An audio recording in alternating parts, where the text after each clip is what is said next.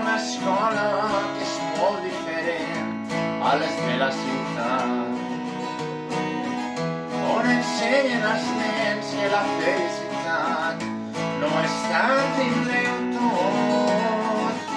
Rebe de gent que per més que tingues no vas a tenir suficient.